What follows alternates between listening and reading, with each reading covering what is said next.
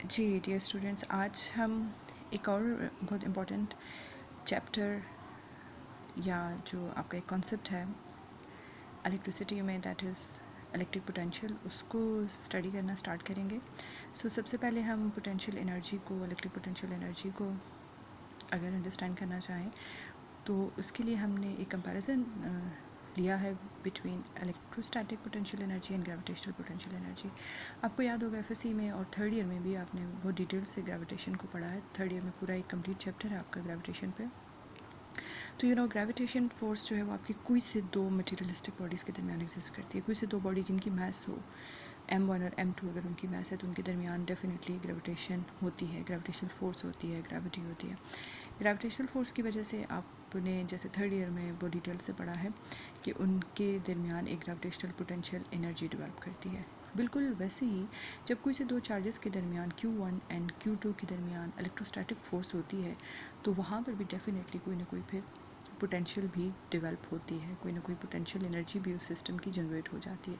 कोई से दो चार्जेस हैं आपके पास Q1 एंड Q2, अगर वो दोनों चार्जेस आपस में एक स्टेबल सिस्टम बना रहे हैं एक इलेक्ट्रोस्टैटिक फोर्स के लगने की वजह से, तो उस स्टेबल सिस्टम की अपनी एक इलेक्ट्रोस्टैटिक पोटेंशियल एनर्जी भी होगी। बिल्कुल वैसे ही जैसे m1 और m2 के दरमियान ग्रेविटेशनल फोर्स होने की वजह से वो भी एक स्टेबल सिस्टम में आ जाते हैं और उस सिस्टम की एक ग्रेविटेशनल पोटेंशियल एनर्जी डेवलप हो जाया करती थी। बिल्कुल वैसे ही इंट्रिंसिक प्रॉपर्टी है ये कि Q1 और Q2 के दरमियान अगर कूलम लॉ फॉलो करती हुई इलेक्ट्रोस्टैटिक फोर्स है तो वो एक स्टेबल कन्फिग्रेशन, एक स्टेबल सिस्टम बना लेते हैं और उस सिस्टम की अपनी एक इलेक्ट्रोस्टैटिक पोटेंशियल एनर्जी होती है।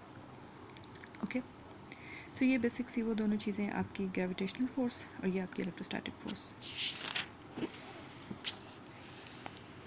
आपकी इलेक्ट्रोस्टैटिक फोर्स अगर लगती है किसी charge per unit test charge, तो आपका एक इलेक्ट्रिक फील्ड जनरेट होता था। बिल्कुल वैसे ही जैसे अगर आपकी ग्रेविटेशनल फोर्स लगती थी किसी यूनिट मास के ऊपर तो आपकी फोर्स ऑफ ग्रेविटी जी, जिसे acceleration due to gravity of the earth हम कहते थे, वो जनरेट हो जाया करती थी। और इसको हम ग्रेविटेशनल फील्ड ऑफ अर्थ भी एक तरह से कह सकते हैं। जो आपका जी होता था एक्सेलरेशन ड्यू टू ग्रेविटी, आप इसको ग्रेविटेशनल फील्ड ऑफ अर्थ भी कहते हैं।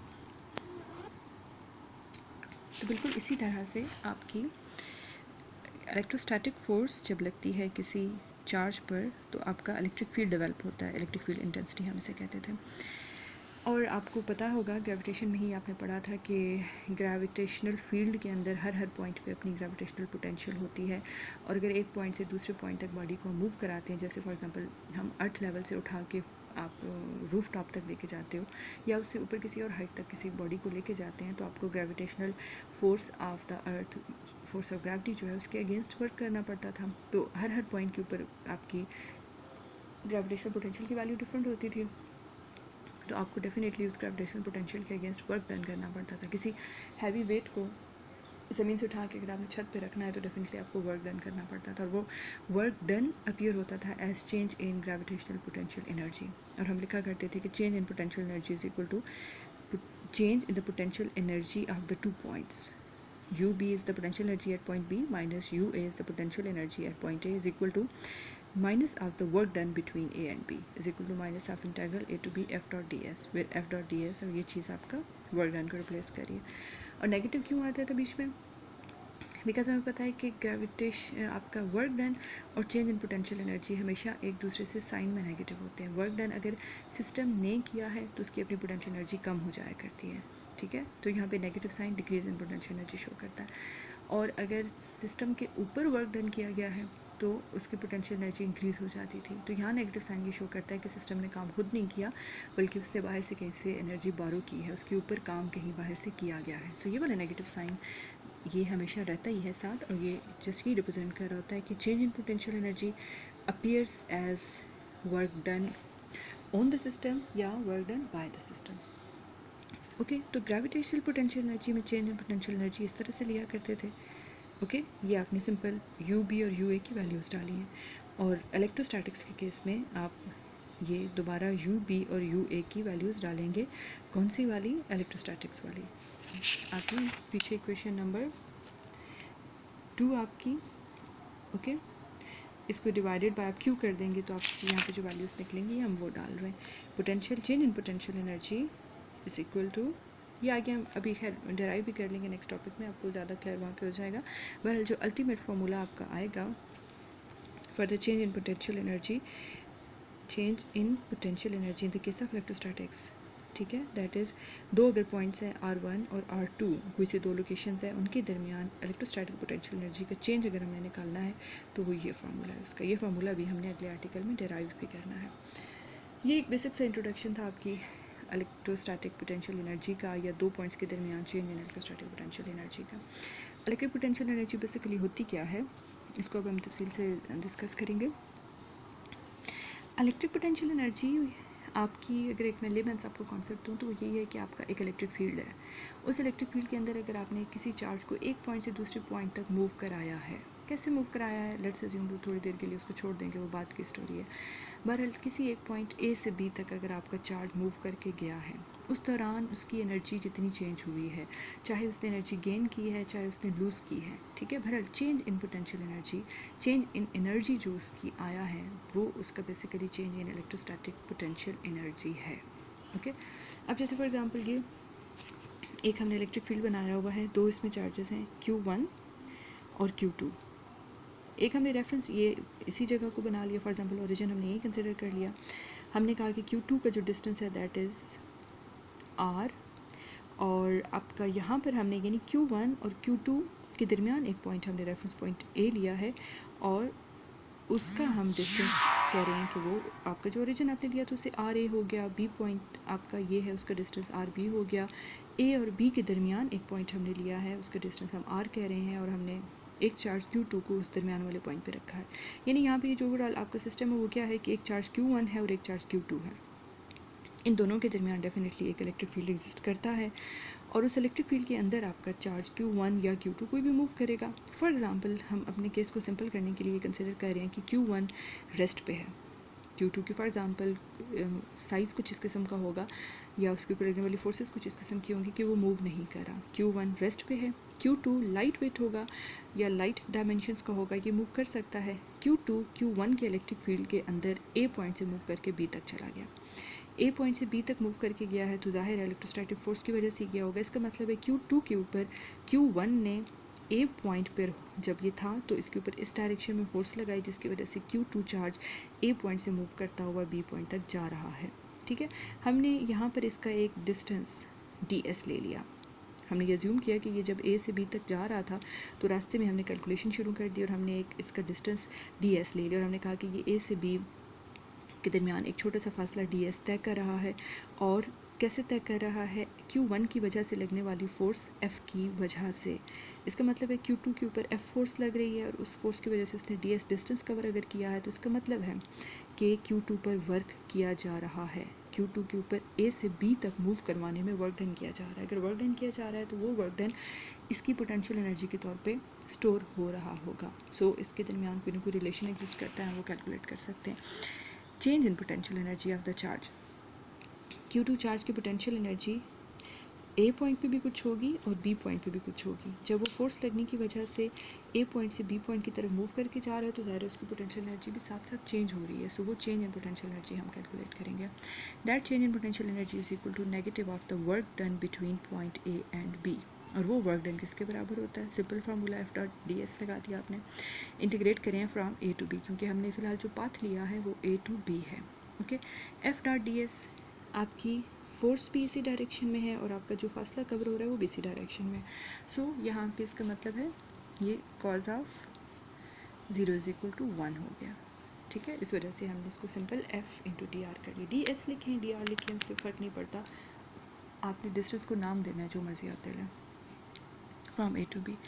ओके, अब हम क्या करेंगे, फोर्स की वैल्यू हमने डाली, इलेक्ट्रोस्टैटिक फोर्स है Q1 Q2 4πε0 r² into dr as it is आ गया। अब अगले स्टेप पे हम देखेंगे जो कॉन्स्टेंट्स हैं उनको हमने बाहर निकाल लिया, इंटीग्रेशन को अंदर रख लिया, r -2 पर चला गया, पावर फार्मूला लगा के आप इंटीग्रेशन खोली, ये आप इंटीग्रेशन ही फ़िलहाल खोल रहे हैं, यहाँ आके हमने लिमिट्स लगा दी। A टू B तो ज़ाहिर है डिस्टेंस है ना बेसिकली, इसका मतलब हम RA से RB तक जा रहे हैं तो आपने वही RA टू RB लिमिट्स लगा दी। सो आपके पास ये एक्सप्रेशन आ गया. So this is the potential energy, difference of the potential energy between 2 points A and B. कोई भी अगर आपका चार्ज है Q1 और Q2, दो चार्जेस हैं, उन दोनों के एक स्टेबल सिस्टम की हम बात कर रहे हैं. उनमें से किसी एक को आप सोर्स चार्ज रख सकते हैं, किसी दूसरे को टेस्ट चार्ज रख सकते हैं. और आप कह सकते हैं कि किसी एक चार्ज के बनाए हुए फील्ड के अंदर दूसरा चार्ज ए से बी पॉइंट तक मूव करके गया, तो इस दौरान उसके पॉइंट ए और पॉइंट बी के दरमियान उसकी जो पोटेंशियल एनर्जी थी उसमें डिफरेंस इतना प्रोड्यूस हुआ, दिस वन. ओके, अब हम बात करें कि एक आपका इलेक्ट्रिक फील्ड है Q1 और Q के दरमियान बना हुआ इलेक्ट्रिक फील्ड, उसके दरमियान कोई से दो पॉइंट्स के डिफरेंस की हमने बात की. तो ये आपका फार्मूला जो है वो बड़ा स्पेसिफिक सा हो जाता है. अगर हम इस फार्मूले को जनरल करना चाहें, यानी किसी भी इलेक्ट्रिक फील्ड पे कहीं पे भी अप्लाई हो सकता है, तो हम क्या करेंगे, ए या बी किसी एक पॉइंट को हम इन्फिनिटी पे ले जाएंगे. हम कहेंगे कि R A is equal to infinity. अगर R A is equal to infinity है तो ये टर्म आपकी ज़ीरो हो जाती है. ठीक है, फिर आपके पास क्या रह जाएगा. ओके, अगर हमने आर ए को इन्फिनिटी पे लिया तो ये टर्म तो आपकी होगी ज़ीरो, और 1/RB. आर बी को फिर नीचे बी लिखने की ज़रूरत नहीं रहती. हमने जब पॉइंट्स ए और बी हटा दिए हैं तो आपका आर कोई भी एक ऑब्जर्वेशन पॉइंट बन जाएगा. सो आपको सिंपल इसको आर लिख सकते हैं, दिस वन. सो ये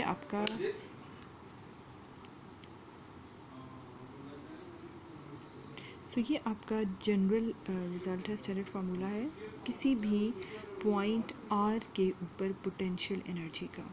ओके, यानी Q1 और Q2 दो चार्जेस हैं, उनमें से किसी एक को भी आप सोर्स चार्ज, किसी दूसरे को टेस्ट चार्ज मान लें.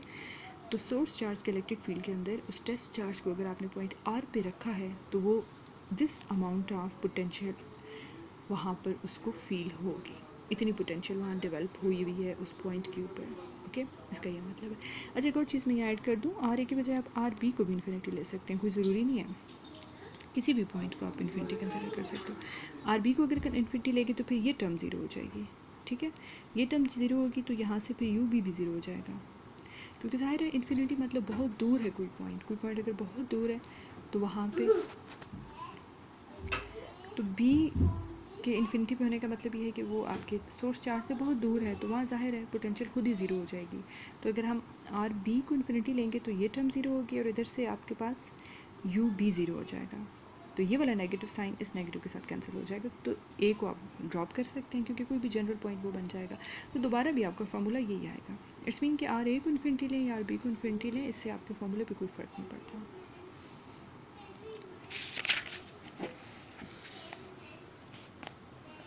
ओके, इसी में एक और छोटा सा टॉपिक हम ऐड कर लेते हैं, potential energy of a system of charges.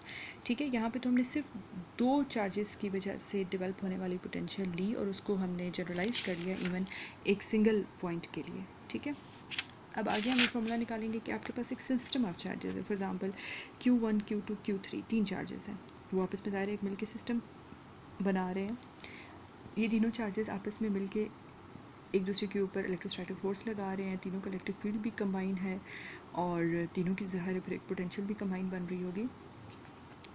तो इन तीनों की वजह से क्या पोटेंशियल डेवलप हो रही है, ये देखिए. आप इसको इस फार्मूले को देख के आपको खुद ही आइडिया हो जाएगा. ये वही फार्मूला जो अभी पीछे हमने डेराइव किया, वो सिर्फ दो चार्जेस Q1 और Q2 के लिए था और उनके दरमियान डिस्टेंस R हम यहाँ पे ले रहे थे. अब यहाँ पे तीन चार्जेस हैं, इसकी पोटेंशियल इसके साथ डेवलप होगी, इसकी इसके साथ और इसकी इसके साथ, यानी तीनों के आपस में जो पॉसिबल कम्बिनेशन बन सकते हैं. हर चार्ज Q1 के ऊपर Q2 भी पोटेंशियल लगा रहा है और Q3 की वजह से भी पोटेंशियल बन रही है. Q2 के ऊपर Q1 Q3 दोनों की वजह से, और सिमिलरली Q3 के ऊपर Q1 और Q2 इन दोनों की वजह से पोटेंशियल डेवलप हो रही है. तो इसका मतलब है कि आपस में तीनों कॉम्बिनेशन हम लेंगे. Q1 Q2 की वजह से डेवलप होने वाली पोटेंशियल, Q1 Q3 की वजह से डेवलप होने वाली पोटेंशियल और Q2 एंड Q3 की वजह से डेवलप होने वाली पोटेंशियल, और ये इनके दरमियान के डिस्टेंसेस हैं. ये इसको भी हम सुपरपोजिशन रूल कहते हैं. जैसे आपको याद होगा हमने इलेक्ट्रोस्टैटिक फोर्स के लिए कहा था कि वो भी सुपरपोजिशन रूल फॉलो करती है. Electric field of a system of charges भी सुपरपोजिशन प्रिंसिपल फॉलो करता है. इसी तरह से potential energy of a system of charges भी आपकी सुपरपोजिशन प्रिंसिपल फॉलो करती है. ठीक है, सुपरपोजिशन प्रिंसिपल क्या होता है कि अगर तीन या तीन से ज़्यादा चार्जेस हैं तो हर चार्ज के ऊपर हर दूसरे चार्ज की वजह से इफेक्ट आ रहा होता है और उस इफेक्ट को अलग अलग कैलकुलेट किया जाता है और फिर सबको सम अप कर लिया जाता है. सो this is the total potential energy of a system of charges.